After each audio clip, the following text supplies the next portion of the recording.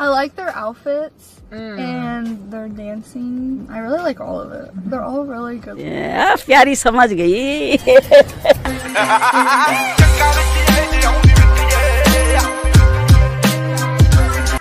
It's Mercedes, Gracie, Alex, and Daisy.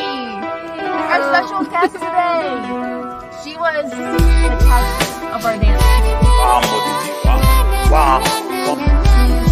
That girl. Now, she's heard the song too. Yeah, I've heard some not the video. I haven't seen it.